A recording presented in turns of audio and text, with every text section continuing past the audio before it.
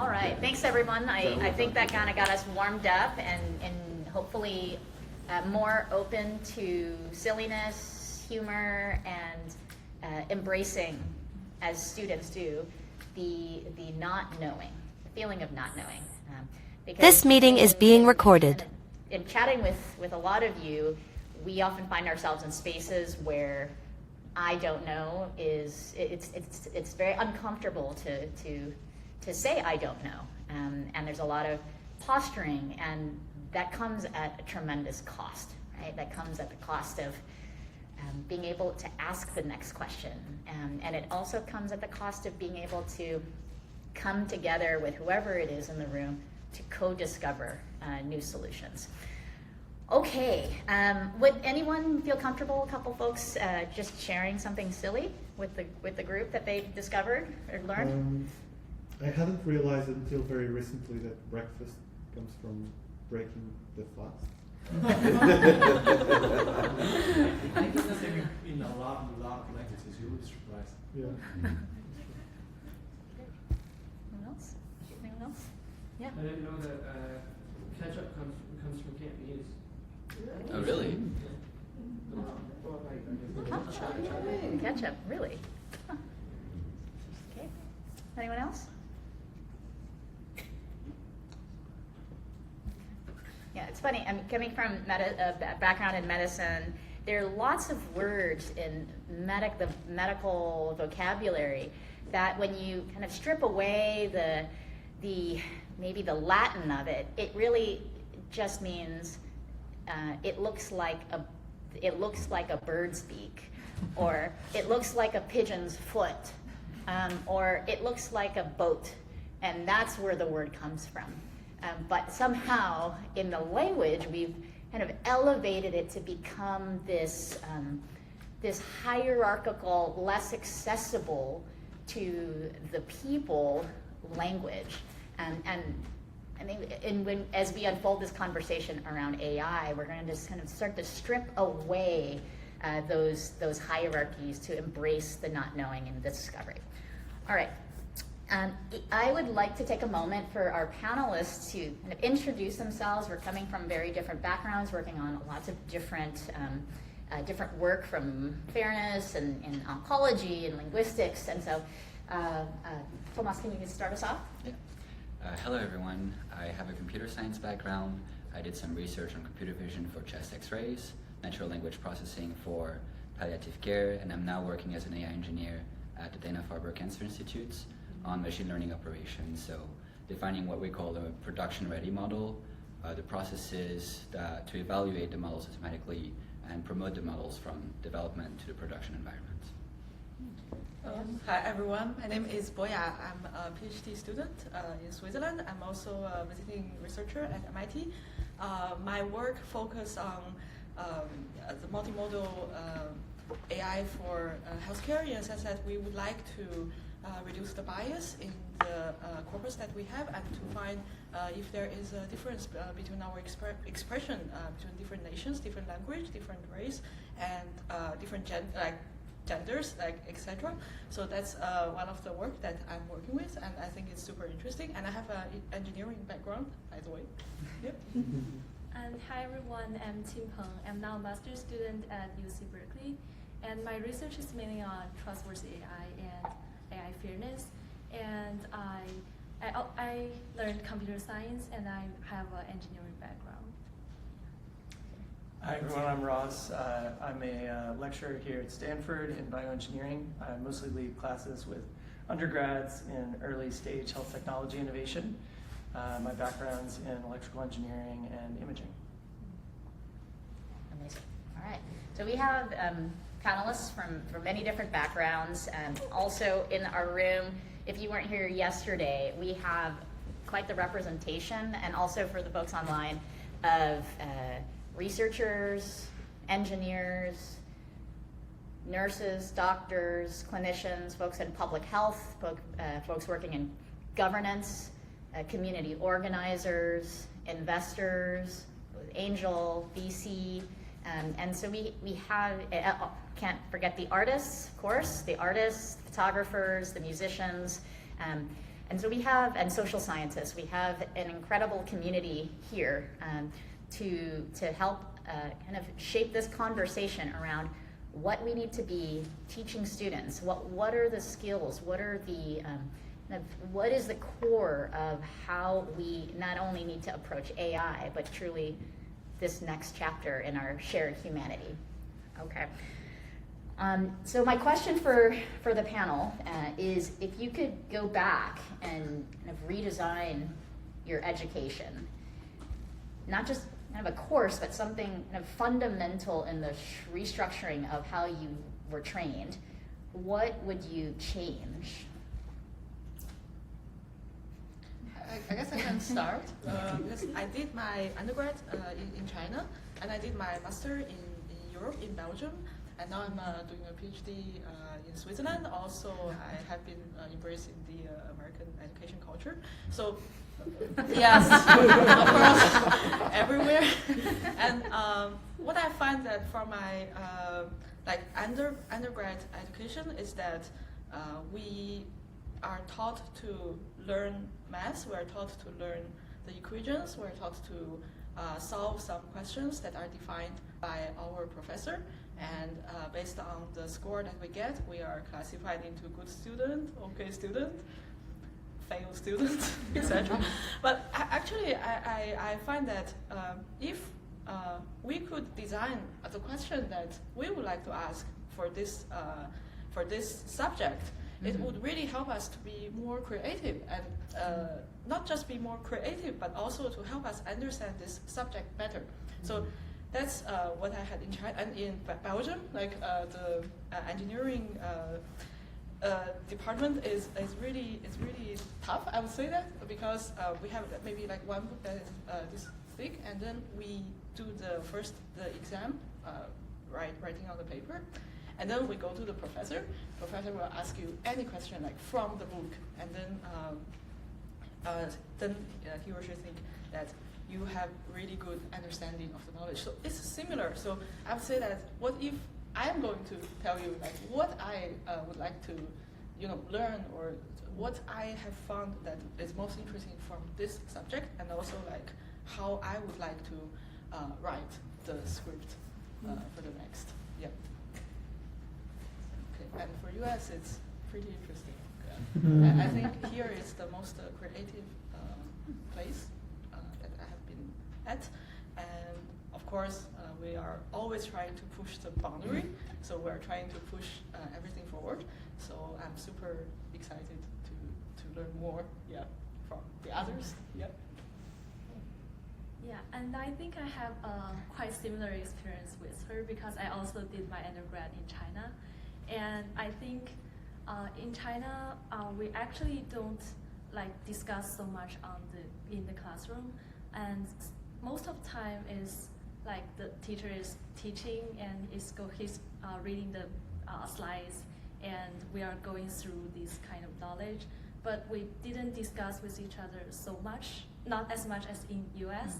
And I'm also a person who always hide behind. I didn't want to reach up my hands to answer the questions because I'm afraid that I will deliver something wrong. And I think if I can go back to my undergrad, I hope to speak more in the classroom and discuss more with my friends and my classmates, and also try to deliver my opinions in front of others. Yeah, and I think when I came to US, and there's some leadership class, and it forced us to answer questions in the class, because if you don't answer, you'll get a B or C. You'll fail the class. So I have to deliver my opinions. I think it pushed me to open my mouth and to share my ideas, which is quite good. And I hope if I can go back to undergrads, I can start this kind of thing more earlier. Yeah. I think what I would change about my education was I think it was a bit too siloed. We were, I was doing engineering studies, and we would have classes about some technical subjects. But I think if you're going to do AI and work in AI in healthcare, there's no such thing as an expert. If you're going to be working with clinical data, you may be the best engineer in the world, but you can't understand the data the same way that a doctor will, a nurse will, a social worker will. And I wish we had this more in our curriculum, to be able to shadow physicians, to be in the room when people are typing in the electronic health record. Because at the end of the day, if we're going to be designing algorithms to extract knowledge from clinical notes, it's important to know what conditions the discussions and why patients are expressing their opinions in a certain way or how they're feeling, because this is as much a part of the problem as the engineering problem that is also extracting the knowledge. So I do wish that we had more of knowledge sharing and maybe working more in teams with people from very different backgrounds, trying to tackle a similar problem, but just discussing how we would do that from different perspectives and understanding the whole pipeline, like what is the data collection looking like, how are people interacting at every step of the process, just to make sure that we have a holistic understanding of the problem. Great. All right, let's hear from Ross. Yeah, I really Scribbling away. like a variety of those different thoughts. I think that the structural part that I would change would be the part where part of the goal of the educational system is the ranking of the students in some way. So I think that leads to all sorts of distractions from the learning. And so if we could figure out a way to, I guess, simultaneously keep classes working together and then also allowing different people to work at different paces and to focus on different areas, bringing in some of these creativity aspects that Boy brought up. But I think, yeah, that's what the structural part would be, this idea that there's like the learning part, but then there's also this ranking that has to happen that leads to all sorts of weirdness.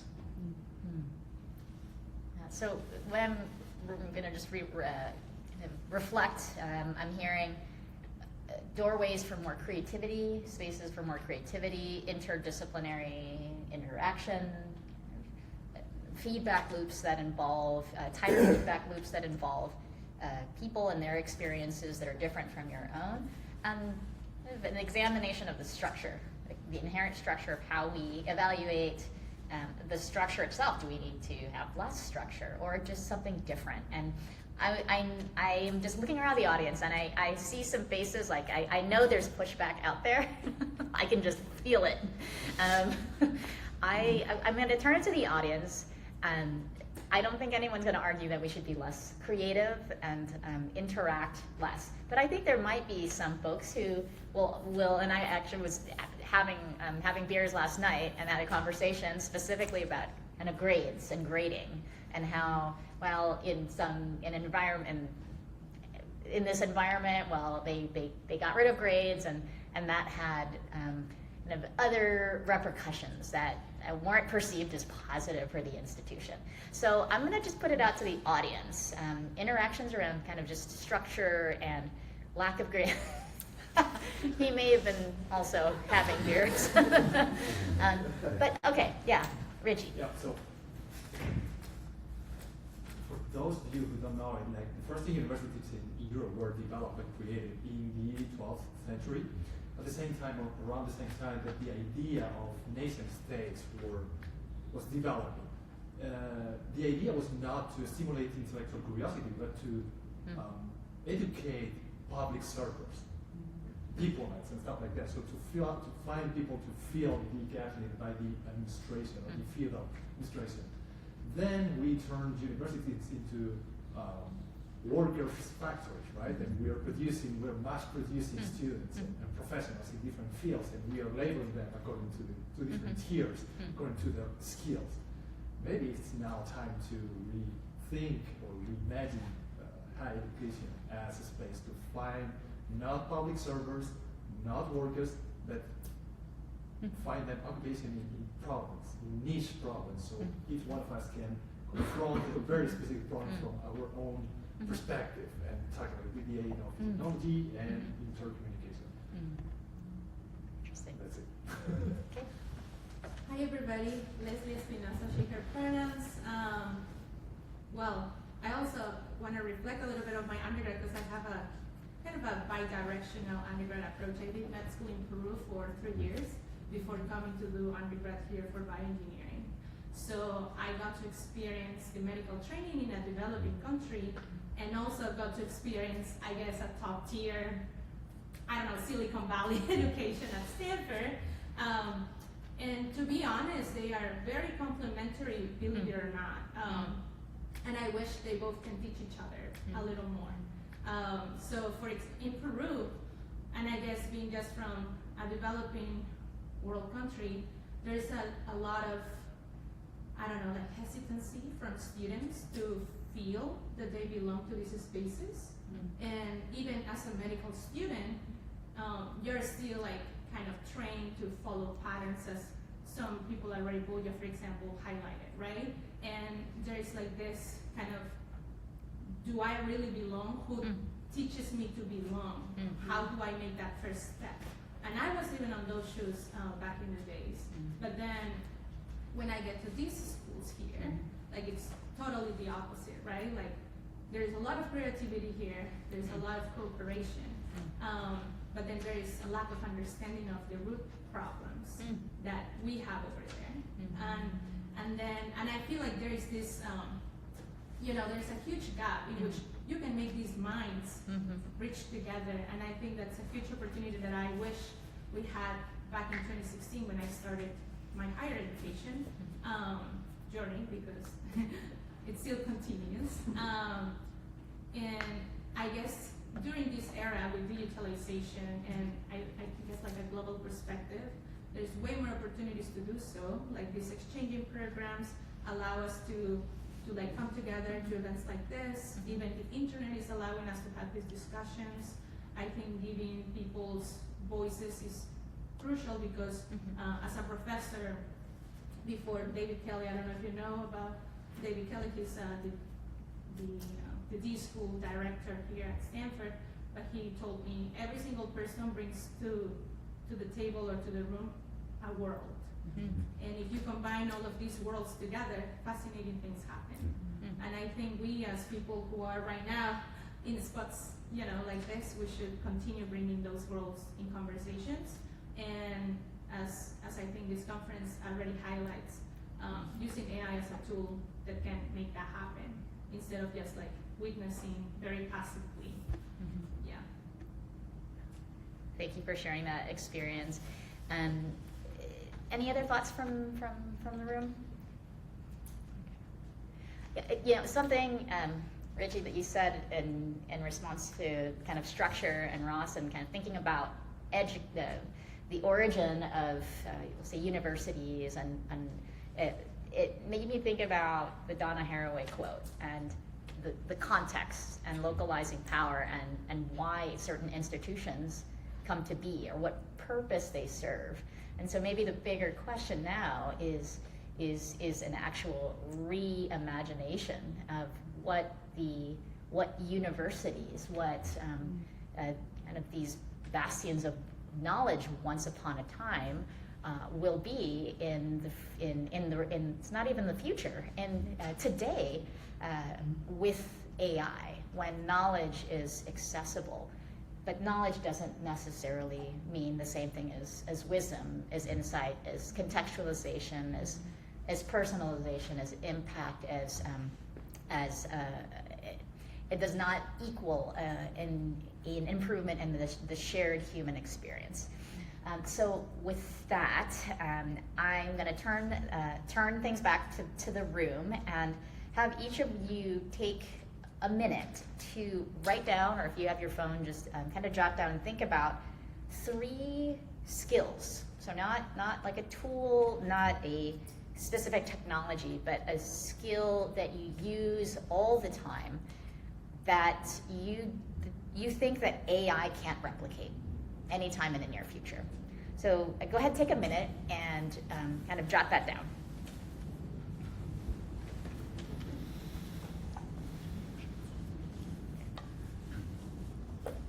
3 skills that AI cannot replicate.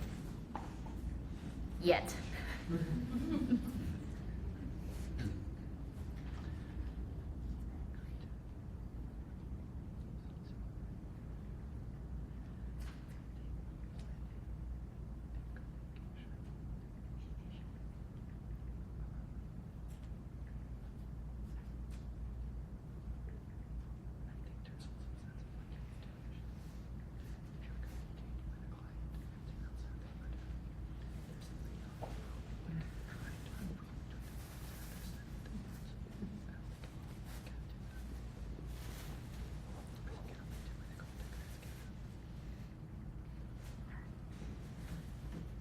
Okay, now take 20 seconds, and of that list of 3 things, identify the one you are most afraid that students are not being taught.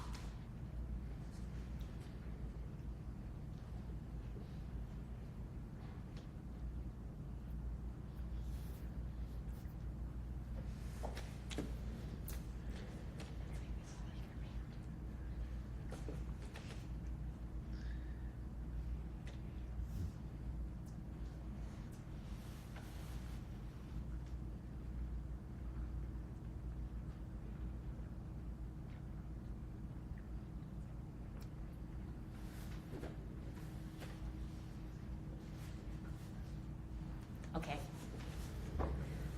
All right. I would love to hear from some folks in our table of bagels and coffee. What is that, a skill that you don't think AI can replace, and that our students are not being taught? Yes. My name is Tristan Zipper. I'm pursuing a PhD in communication sciences and sort of background in CS and software engineering. And I fear that the one thing that students aren't being taught, and I see this come up time and again with computer science students, they go, I want to go into game design. Okay. That's like saying I want to go into movies, right? What specifically is the discipline of software engineering? What specifically are you doing? Are you outlining the requirements? Are you outlining the testing environment? And then thinking about the corporate social responsibility, right? What are you doing for society when you build that application? And then thinking about what could go wrong, like with their Act 25. Like that was something that they built. They didn't test when something went wrong, right? So what could go wrong? And outlining kind of the discipline of software engineering, like outlining the design document, outlining the requirements that you need, and then going through that and then starting to build, right? I see a lot of students, especially with large language models, build the application and then they go, oh, it's not working, right? Okay, but why did you build it, right? Yeah, so those are my thoughts. Alvina? I was going to say critical thinking.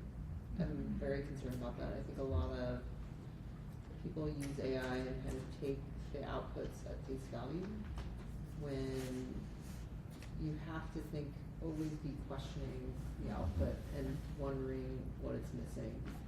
Or have they thought about, like, I think the way that I see it is that, like, a lot of the outputs are built off of kind of what's printed, right? Like, what things that we've already written, but really what's important are actually the edge cases of, like, the things that we have experienced clinically that you would never have known. Like, there's a reason why there's residency, right, and attendings, and, like, why attendings are so good is because they've seen so much historically in their career that they can pinpoint a person by looking at them exactly what's wrong with them without even asking a question, right? Like, really good nurses do the same thing. We can spot very quickly when someone that's sick and someone that's not just from walking in. And I think that AI won't give you those answers.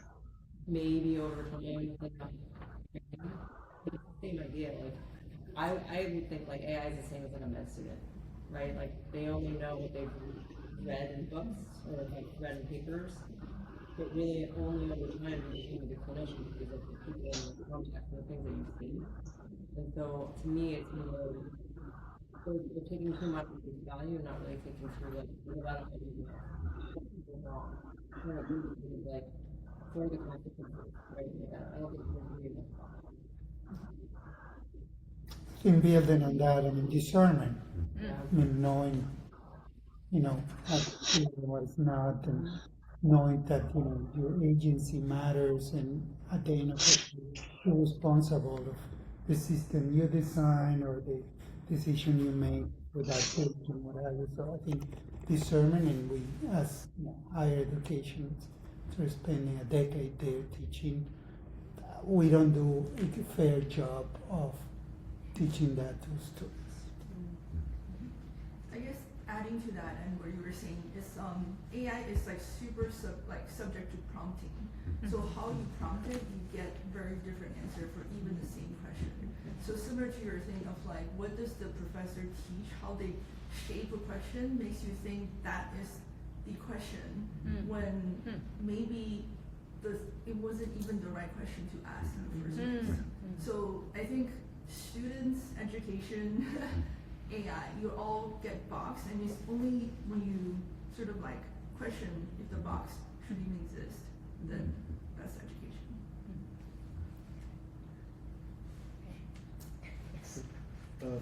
Dreaming?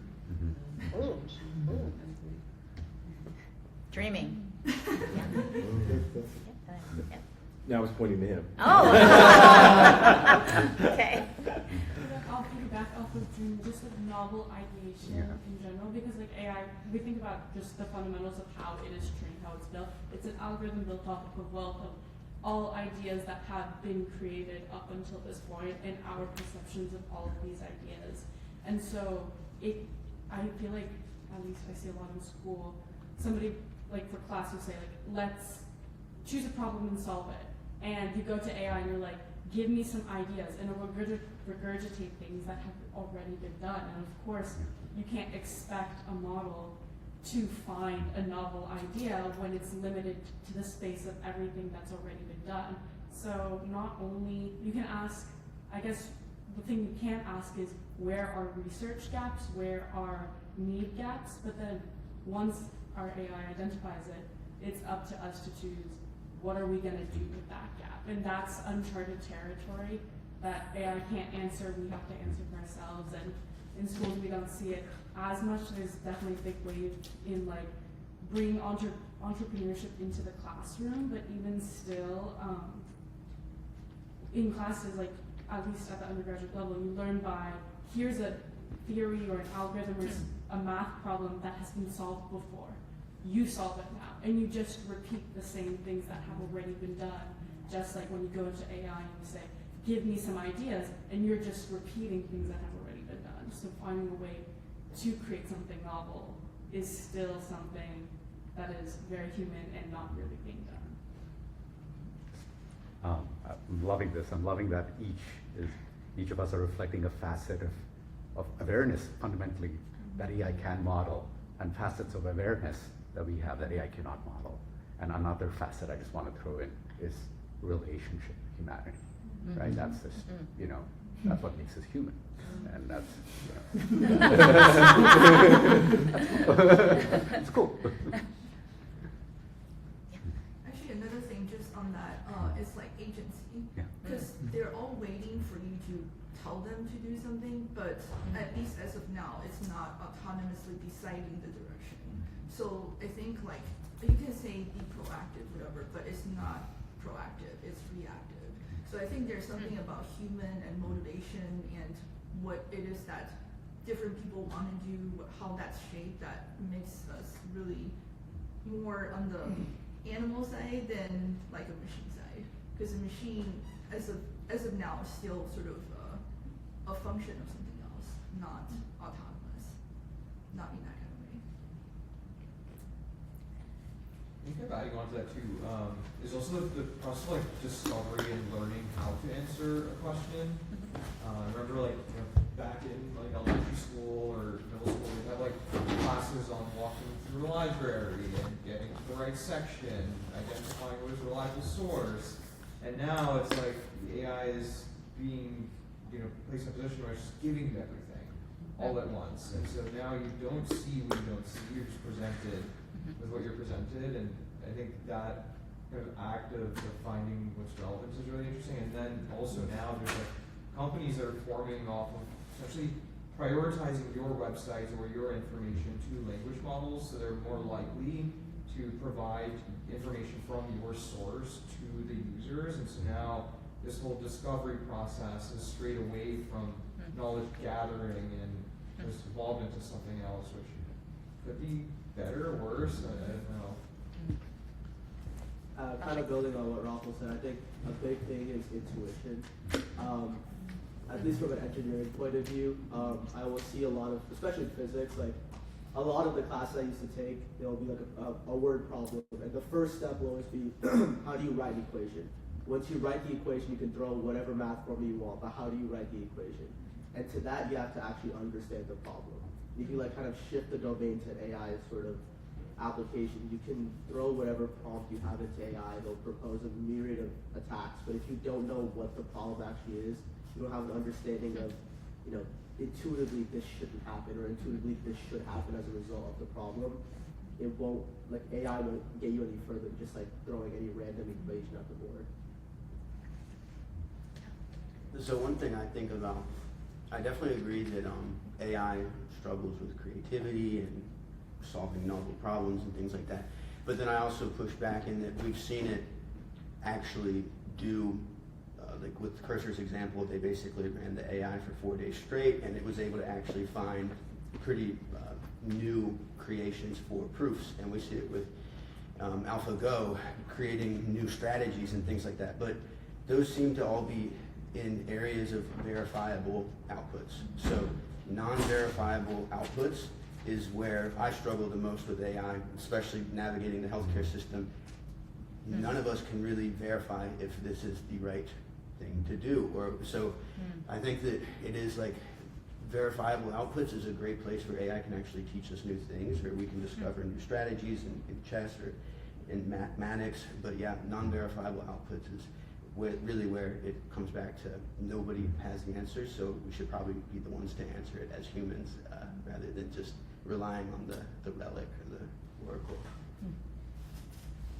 I'd say to build on that would be probably like variable inputs too, right? So like being human is being variable, and so there's something about just everyone is shaped by different experiences, and so the way we interact with things are very different, even at like very minute nuances, and that's just something that AI I don't think could ever replicate. You know, there's a reason why we ask things in different ways when we're prompting. And so I'm not, you know, I think that would be something that we really would never, AI could never replicate, and which is why like if you have variable inputs, you're never gonna be able to find an output.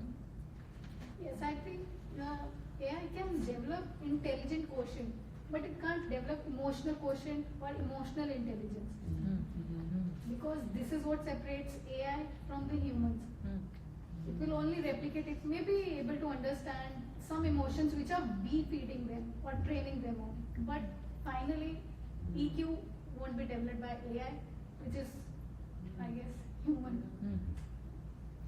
Yeah, I really like how the non-verifiable outcomes actually came into place, because most of, like, the way I relate this is with trust, right? Especially in medicine, when you want a non-verifiable outcome to be good, have an effective, role, you think about trusting the person telling you that.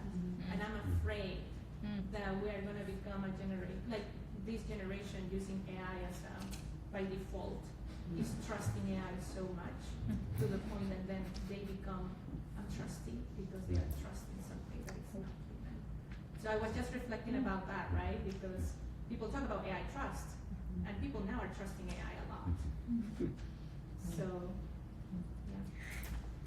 I would love to hear from our panelists. I mean, we covered, there was a lot of richness in this conversation.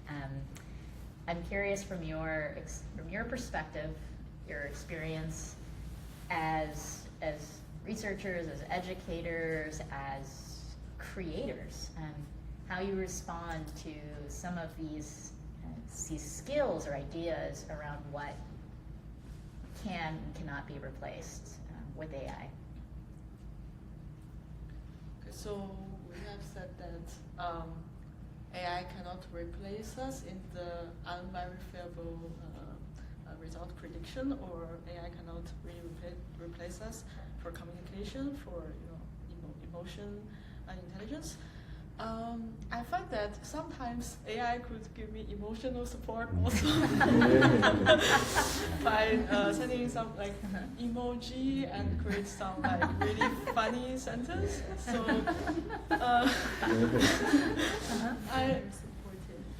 they're very supportive. I feel like most of the time AI is amplifying what has been missing in our society. So maybe I think AI is supportive, is funny, is giving me emotional support. It's because I don't know where I can get this emotional support in my real life. And like if I'm like using AI to do my work because I want to accelerate my progress to make my work go faster and then publish more papers or bring more results. So this is also because in reality, like I have to produce more and then I use it. So most of the time, I think what AI is doing for us is still like doing for us the work that we would like to do or the emotion that we would like to get. So it's is it going to replace us? I wouldn't say that it's going to replace us. It's just that it's going to do some work for us because in our society we're measuring this work in this way. And then if we really want AI to help us, then maybe we should think of like what are the things that are not right in our society or in our daily life.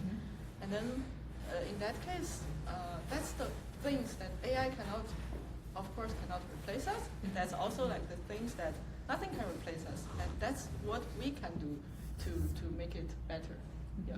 So that's my reflection after listening to all the great ideas. Personally, I think listening to everyone's opinions really makes me very optimistic about how we can become better humans. It sounds like listening to all of your point of views, what AI can't replace is what makes us human. It's going to be intuition, emotional intelligence, it's going to be discernment, and all of those qualities that I think we all want to develop. So now there's a lot of opportunities to just outsource some of the problems that we had to do in the past. If you think about it, like being a doctor before you had internet, before you had all these tools, it meant being in a library, like learning so much. And I'm not saying we don't have to learn anymore, but there's just an opportunity to spend more time building on our emotional skills and connecting with more people, building on our discernment, intuition. And we were talking about what should universities be, what should higher education be today, now that knowledge is accessible. My opinion is that universities should teach students when to outsource their problems to artificial intelligence or just internet, so that we can be better communicators, we can be better at understanding each other, and just be better at what makes us different as humans, I think. So this is why I'm saying it makes me very optimistic, because I think now we're going through an adaptation period where we're having these tools thrown at us, and as a society we're trying to adapt. But I'm hopeful that in a few years we'll just see students who are becoming very good at knowing when to use AI, when not to use AI, when to steer it in the right direction, when to communicate with others, and how to problem think. So. Yeah, and also another point I think is important is responsibility. It's like we have to, even though the AI can generate a lot of content, but for us, for humans, we have to be responsible for all the things they generate. Like when you are doing your work, you have to make sure that the AI generates the right things for you instead of it's tricking you. Like it reminds me about a project in my course, and actually we are trying to build an agent. And we are also trying to build another agent to test this agent to see if it's working or not. Yeah, but and we are really a tight deadline, and I just use Cloud and Cursor to do this, and I use several times, and it cannot it always have bugs. And I'm just asking, oh, you always give me the wrong answer. You always give me the wrong answer. And what he did is he writes a shortcut in the testing agent, so every agent can pass this agent. And I didn't check it. I didn't check it so carefully, and I just passed it to my next teammate. And the next day he said, "Wow, you write a shortcut in your agent, and it can get 100% score for every input." So what makes me think is that we have to be responsible for all the results the AI gave us, and we have to test it. We have to make sure it is trustworthy, and then we can pass it to the next person, or maybe we can publish this paper or all things. Yeah. Yeah, I've been writing notes furiously, trying to figure out what I really think about this. Many of the things that I wrote down that I thought were unique, I actually don't think they're like unique human skills, and actually like agents will be able to do those things. One of the things kind of building on, I think, what she just said is around connecting the work or the challenge or the problem that we're working on, which for me is usually an engineering context, to a multi-input context that work is about. So there, we work in health technology. There are all sorts of different aspects of every challenge, and it's hard to integrate those, and it's hard to see the things that are said, that are unsaid, the things that are behind the scenes that need to be integrated. That part, I think, will be more challenging, and so those are some of the things that we work on, and we struggle with our students to help them understand a multifaceted context. And right now, prompting is good, and you can add context, but the answers, as people have said, are only as good as the context. And so I think especially when the context involves cues in the real world, whether it's an expression or something else that's lost in communication that we're all trained to do very well, I think those are the kinds of things that agents will struggle with. So I'm just going to reflect some of the kind of the themes that have come up. The kind of starting from the questioning of the question itself, right? And we start with building, but why? Why are we building? And the context, the nuance. What are the other factors that are at play? There's a kind of a time component, what happens, what are the results from putting this putting out this solution into this community. There's on the time horizon, there's there's an opportunity to question even more upstream and also downstream, and also spatially, community. What are the other things in real time that are being impacted? People, communities that we're just simply not questioning. And I think that word question, I was just thinking about this, and speaking of silly, I'm like, wow, the word quest is in the word question. And that there is a quest in that spirit of questioning. And it just also reflecting on pauses and yesterday at yesterday's event, the theme of speed came up. It was the day was more centered around entrepreneurship, which brought in catalytic funding, and with funding, VC funding, there's always a time horizon that is an important variable. And so speed, the speed of development, the speed of going to market, the speed of getting results and hitting milestones is very much a part of the equation. And it's also in that speed where we start to not only arrive at solutions and maybe more questions, but also maybe more problems that actually may by going fast, we may actually be slowing down when we're able to kind of see the problem in a bigger picture. When we don't involve kind of the communities that are most that can are at risk for being potentially negatively impacted.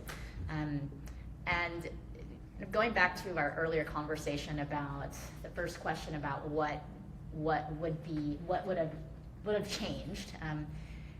The questioning of the question requires some space. There's got to be a beat that's taken, and oftentimes, and a spirit of not knowing, and embracing that silliness of not knowing.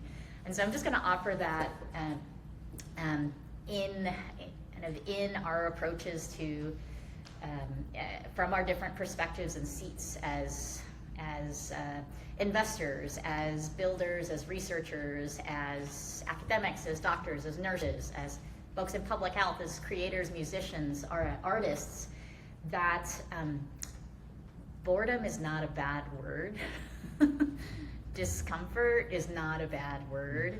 Taking awkwardness, taking a moment, a bit of silence, an extra second to wait for what can emerge is not a bad thing. And so I'll just offer that to the room. Raul, how are we on time? Because I think we've had, we're all panelists today, and we can probably go on for quite some We have a time. couple of minutes, and then around like 55, we can pause for like a 5-minute break and transition to the next workshop. Okay, all right. So maybe we'll kind of land the plane of this conversation with just kind of one statement or one last idea from our panelists to kind of complete this sentence. The skill I most want to see kind of in AI education, or really I'm going to say education because AI is truly everywhere, is what? So for me, what I would really like to see in AI education or education in general is that people get the knowledge, not the ignorance. So if we think of education, we want to teach or we want to learn something that we don't know. But sometimes when we know about something and then we think, I know everything, and then which is not true, and even with AI we cannot know everything, we just cannot. And then, but that will create the ignorance that we have for ourselves, for the world. So I would say that if we can be like humble in front of AI, in front of knowledge, and that would be great. Yeah. The word for me would probably be curiosity.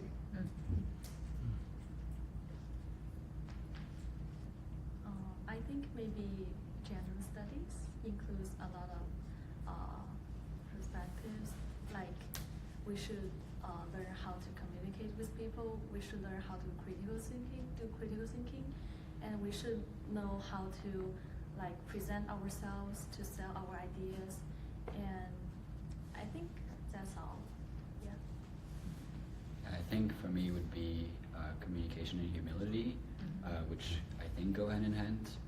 Like you said, we need to be humble and know what we don't know. I think there's never been a better time to do that. Everyone has access to knowledge. It also means that we can all be humble and assume that we don't know so that we can learn more from others. So humility, communication, curiosity, and I'll contribute patience. And we'll close with a quote from Rainer Maria Rilke, a German author, who wrote, "Be patient towards everything unresolved in your heart and learn to love the questions themselves." Great.